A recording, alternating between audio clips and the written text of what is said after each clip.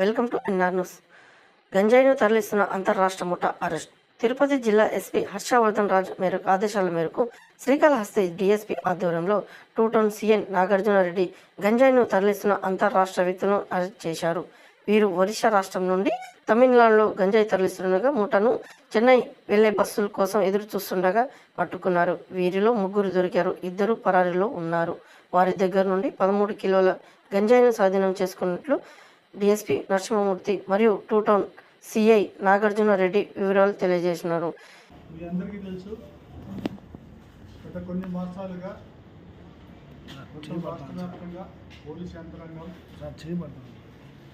గంజాయి ఇతరత్ర మత్తు పదార్థాల మీద ప్రత్యేకంగా దృష్టి పెట్టడం జరిగింది. అందులో భాగంగా కాళహస్తి సబ్ డివిజన్లో మేము కూడా గంజాయి మత్తు పదార్థాల మీద, చేసేవారి మీద, అమ్మే వాళ్ళ మీద 2 టౌన్ ఇన్స్పెక్టర్ నాగార్జునరెడ్డి వారికి క్రెడిబుల్ ఇన్ఫర్మేషన్ అంటే ప్యాకెట్లతో సంచరిస్తున్న 3 అదుపులోకి తీసుకోవడం జరిగింది. వారి పేర్లు మురళి, శ్యామరాజ్, సంజయ్ కుమార్ అను వీరు తమిళనాడు రాష్ట్రం చెన్నై సమీపంలో అంబత్తూరుకు చెందిన వాళ్ళు. వీరి వద్ద నుండి దాదాపు 13 కిలోల గంజాయిని స్వాధీనం చేసుకోవడం జరిగింది.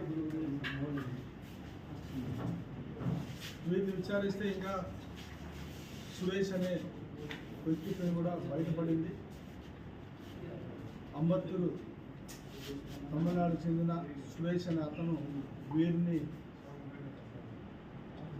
సరఫరా చేయడానికి గాను పెట్టుకొని ఒరిస్సా రాష్ట్రం నుంచి తమిళనాడు రాష్ట్రానికి గంజాయిని తీసుకువెళ్తుండగా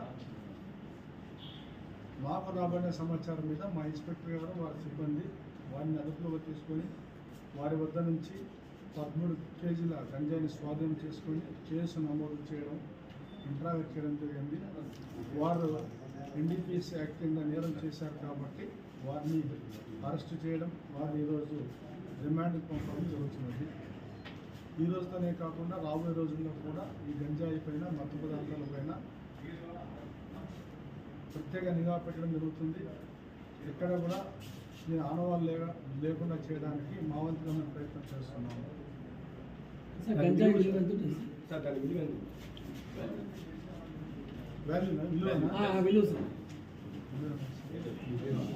విలువ అంటే మామూలుగా జనరల్గా ఏమైపోతుందంటే విలువ చూపిస్తే కదా చాలా మంది ఆకర్షిత అవుతారు.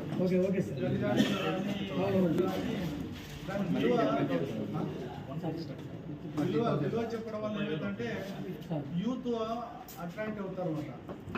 అరే ఇంత డబ్బు వస్తుందా, గంజాయి అమ్మితే ఇంత వస్తుందా, రెడ్ షాట్లు అమ్మితే ఇంత వస్తుందా అనేది అట్రాక్ట్ అవుతారు. కాబట్టి విలువ అనేది బయటకు వచ్చి ఉంటుంది. కాళహస్తి పరిధిలో ఎంతవరకు కట్టడి చేశారు సార్ గంజాయి? కాళహస్తి పరిధిలో మీ అందరికీ తెలుసు, గతంలో మేము 25 మంది మీద కేసు పెట్టి దాదాపు 3 నెలల పాటు వారిని రిమాండ్ పంపడం జరిగింది. ముఖ్యంగా యూత్ అందరినీ కూడా, చుట్టుపక్కల ఉన్న వాళ్ళందరినీ కూడా ఆల్మోస్ట్ అదుపులో తీసుకోవడం, వారి మీద కేసులు నమోదు చేయడం జరిగింది. అందులో భాగంగా ఆ కంటిన్యూషన్లో భాగంగా ఇది కూడా జరుగుతోంది. ఎక్కడికక్కడ రాబడిన సమాచారం మేరకు మేము వారి మీద నిఘా పెట్టి అదుపులో తీసుకోవడం, విచారించడం, కేసులు నమోదు చేయడం జరుగుతుంది. పూర్తిగా లేకుండా ప్రయత్నం చేస్తున్నాం.